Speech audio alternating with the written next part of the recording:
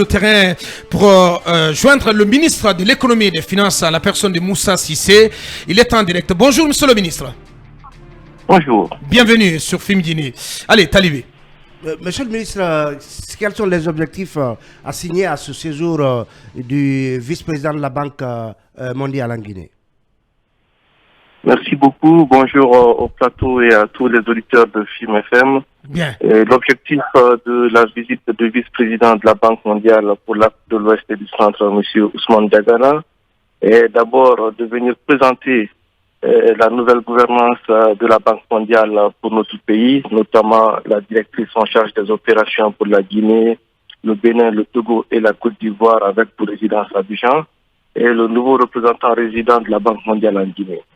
Au cours de cette visite, comme vous le savez, la Guinée a déposé son instrument de ratification comme membre de la Banque mondiale le 28 septembre 1963. Et depuis cette date, la Banque mondiale a investi plus de 3 milliards de dollars en Guinée. Et aujourd'hui, le portefeuille actif est estimé à 1 milliard de dollars. Et dans le milliard de dollars, nous avons 19 projets, dont 12 projets nationaux, pour un montant de 745 millions de dollars et 7 projets régionaux pour un montant de 299 millions de dollars.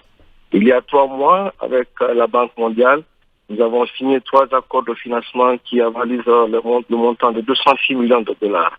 Avec tout cela et les perspectives économiques de la Guinée qui s'améliorent, notamment le revenu national brut qui s'améliore, les perspectives économiques mises à jour par le Fonds monétaire international qui classe la Guinée comme 5e puissance régionale en matière économique, avec un PIB estimé à 23 milliards de dollars, et le taux de croissance qui s'améliore, le taux d'inflation qui baisse, la monnaie guinéenne qui s'apprécie. Et je pense que cette visite avait son sens pour venir discuter avec les autorités guinéennes. Ouais. Il a été reçu par le Premier ministre, par le Président de la République, pour faire un état des lieux, écouter, parce que la banque n'est pas seulement une institution de financement, ouais. C'est aussi une institution de conseil. Conseil par rapport à quoi? Il s'agit de savoir exactement quels sont les impacts de tous ces financements de la Banque mondiale sur le panier de la ménagère, sur ce que nous sommes en train de travailler. Ouais, c'est important puisque vous-même vous lâchez le mot, l'impact de tous ces financements, de ces projets sur le quotidien du Guinéen. On va s'arrêter là-dessus un moment avec un point d'orgue, la question de la gestion de ces projets. Qu'en est-il exactement? Est-ce que tous ces projets sont gérés de manière adéquate, de manière efficiente pour qu'ils puissent avoir tout leur impact sur justement le quotidien du Guinée? Alors, il faut le saluer parce que la Guinée a été le premier pays du groupe de la zone de la directrice des opérations à mettre en place un programme d'évaluation des projets. Très bien. D'ailleurs, ce matin, à 10h, nous commençons l'évaluation à mi-parcours de tous les coordonnateurs du portefeuille de la Banque mondiale pour savoir quels sont les coordonnateurs qui ont été performants, quelles sont les difficultés, parce que les difficultés peuvent être de deux ordres. Oui. Ça peut être du côté guinéen, comme si ça peut être aussi du côté de la Banque mondiale, parfois par rapport aux avis de non-objection donnés sur certains projets ou la définition de certains projets.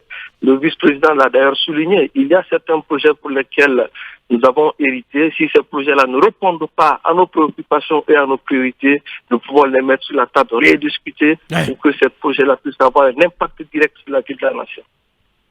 Très bien. Oui, Mamadou. Monsieur le ministre, pour une compréhension assez simple et basique, est-ce que ce portefeuille de la Banque mondiale pour la Guinée est de nature, je veux dire, est fait 100% de prêts? Et de quel type, ou est-ce que c'est en partie aussi des dons qui sont, si vous voulez, consacrés à des questions de vulnérabilité, de protection sociale, questions de santé publique ou questions de alimentaire et autres? Le plus souvent, c'est un financement combiné. Vous avez une partie prêt et une partie don pour bonifier. C'est ce qu'on appelle les pays de l'enveloppe IDA. L'enveloppe. Eh bien, oui, allez-y. Allez-y, monsieur le ministre.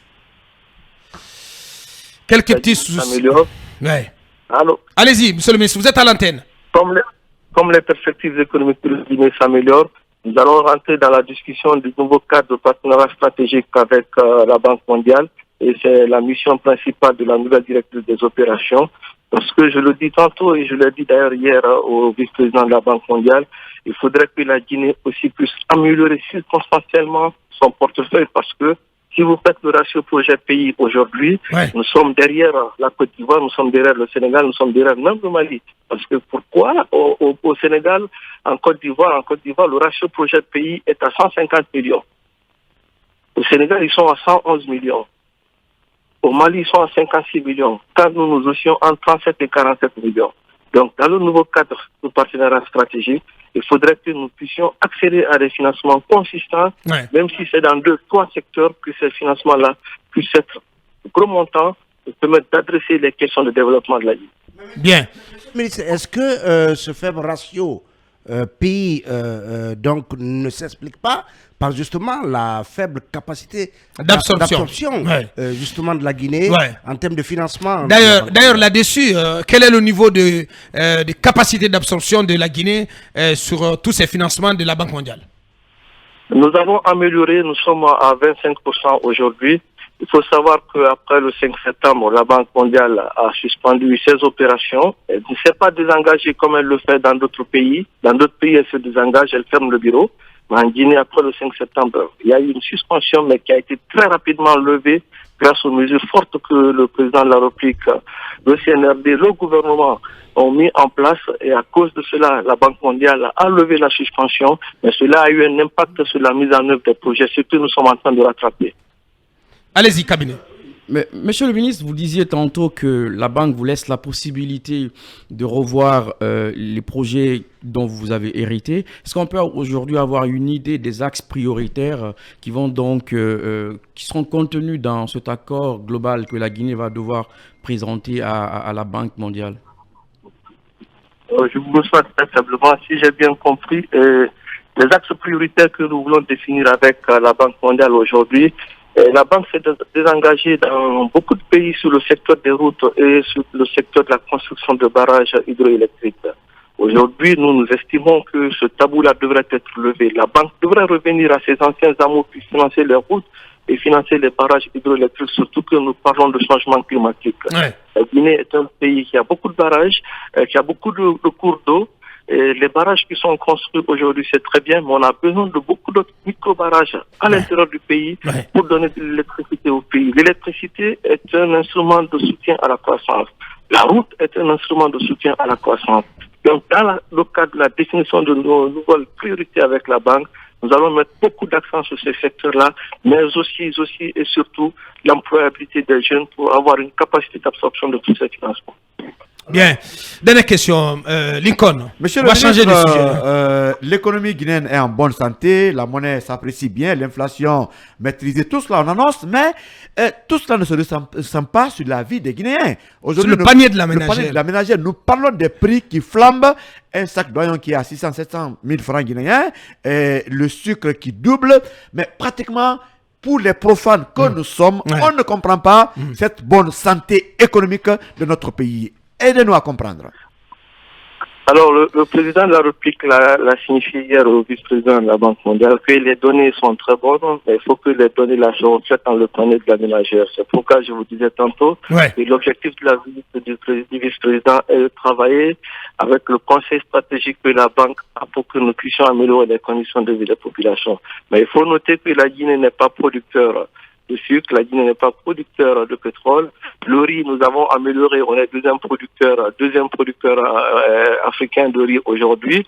Et il faut savoir aussi que la Guinée a mis beaucoup de mesures en place. Il faut, au niveau du port autonome de Conakry, au niveau de la douane, nous avons volontairement renoncé à plusieurs recettes pour pouvoir améliorer le panier de la ménagère. Cela depuis le Ramadan de 2022, le Ramadan de 2023.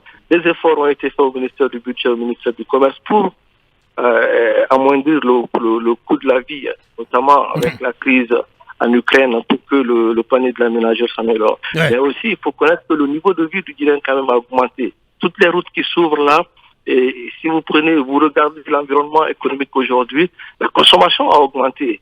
Nous avons harmonisé l'industrie prix sur toute l'étendue du territoire et c'est ce qui nous a d'ailleurs permis de mesurer le niveau d'inflation aujourd'hui du pays, qui était de 12 en 21 et de 10,5 en 2022 et aujourd'hui nous sommes à 8,6%.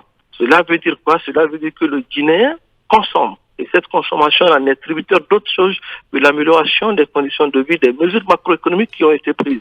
Quand le franc guinéen s'apprécie par rapport à la principale devise qui est le dollar, conséquemment, ça a des impacts sur le panier de la ménagère.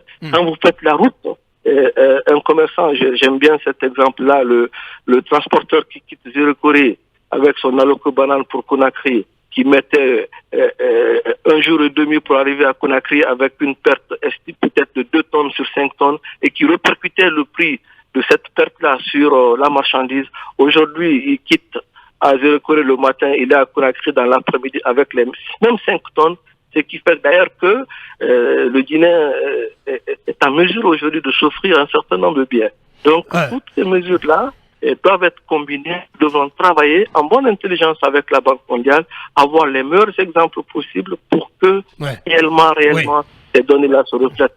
Oui. Malheureusement, monsieur le ministre, malheureusement, j'ai envie de dire, parce que la réalité est là, la réalité, justement, c'est ce dont parlait tantôt Lincoln, c'est l'exemple est là, il crève les yeux, c'est le prix du sac d'oignons. Monsieur le ministre, il a plus que triplé, j'ai envie de dire, il a presque triplé, je voulais dire, comment on peut s'expliquer un tel état de fait? C'est ce que le Guinéen lambda veut comprendre, et quelles mesures pourront, en tout cas, arrêter cette flambée des prix sur le marché? Alors, la flambée du prix, notamment liée peut-être au sac d'oignons, et le ministère du Commerce a des inspections dans les marchés. Nous allons pouvoir vérifier pour éviter aussi la spéculation en la matière. Il faut savoir qu'il y a des commerçants qui spéculent et qui n'appliquent pas le prix tel qu'il est défini en relation avec le ministère du Commerce. Nous mettrons en place des inspections pour vérifier cela. Bien. Voilà, on n'a plus qu'une minute. On va laisser partir le ministre de l'économie et des finances. Oui, monsieur le ministre, j'ai cru vous avoir entendu dire que la Guinée est classée 5e puissance régionale. De quoi parlez-vous, monsieur le ministre? Alors, vous savez, il y a ce qu'on appelle les perspectives régionales que la banque, le FMI met à jour par rapport au PIB, par rapport à l'appréciation des monnaies. Et dans cette perspective économique mise à jour, le Nigeria reste toujours à la tête du peloton. Et la Côte d'Ivoire est en train de talonner le Ghana parce que le Ghana a eu des difficultés récemment, notamment liées à la déflation du silice ghanéen. Et le Sénégal comporte sa position. La Guinée est devenue 5e puissance parce que il faut aussi comprendre qu'avec le Simandou, sur lequel nous sommes en train de travailler, si nous intégrons toutes ces données macroéconomiques dans l'économie guinéenne, je pense que nous allons lancer le Sénégal sur la 4e place. Et bien voilà. Bien, oui. Voilà. La toute dernière question. On ne vous a pas tous les jours, donc j'en profite. Effectivement, vous n'êtes pas le ministre du budget, mais certainement vous en avez comme info. Quel est le niveau de la dette intérieure aujourd'hui? Parce que c'est important. Quand on parle de la frilosité de l'économie locale, ça parle aussi de la dette intérieure. Alors, est-ce qu'on peut en avoir une idée? La dette intérieure. Oui. Je vous ai toujours expliqué, pour la dette intérieure, nous avons mis en place, en relation avec l'Agence française de développement, un audit. Et cet audit-là est toujours en cours. C'est à la suite de l'audit où, au fur et à mesure, nous procédons au désintéressement de ceux qui ont des dettes qui ont été effectivement auditées et qui font l'objet d'un protocole d'accord entre l'État et le créancier. Donc, ce travail-là est en cours. Et aujourd'hui, et si vous voyez dans le paiement même des arriérés, en 2022, nous avons pris l'engagement de remettre dans le budget de l'État, en loi de finances, les arriérés de l'exercice précédent. Et c'est le même exercice qui continue. Tout cela dans le sens de soulager les entreprises locales qui participent à la relance de l'économie. Donc, est-ce que le niveau de désintéressement est assez accéléré aujourd'hui? Est-ce que c'est un rythme dynamique? Si on le comprend bien, il faut attendre la fin des audits. Il suit son cours parce qu'il faut que les créanciers aussi puissent justifier de la réalité, de la véracité de leurs créances sur l'État. Il y a des documents qui sont demandés qu'il faut fournir et l'audit est en cours. L'audit n'est pas conduit, il n'est pas conduit par la Guinée. On a donné ça à un cabinet indépendant pour être juste. Bien. Et enfin, quand est-ce que vous allez déposer le projet de LFR je voulais dire à l'Assemblée nationale, au CNT? À quand la LFR? Vous savez, il y a un calendrier budgétaire qui a été défini par la loi organique relative aux lois de finances. Le ministre du Budget est en position de mettre en œuvre ce calendrier-là. Il a présenté le cadre budgétaire à moyen terme au gouvernement qui a été adopté par le Conseil des ministres. Et le dépôt au CNT a été fait. Nous attendons la convocation. Très bien. Il ne reste plus qu'à vous dire un grand merci à M. Moussa Cissé, ministre de l'économie et des finances, qui était en notre compagnie ce matin pour notamment évoquer le voyage en Guinée, le séjour en Guinée du vice-président du groupe de la Banque mondiale, Ousmane Diagana. Grand merci à vous, M. le ministre, M. Moussa Cissé. C'est à moi de vous remercier. Merci, ce fut un plaisir.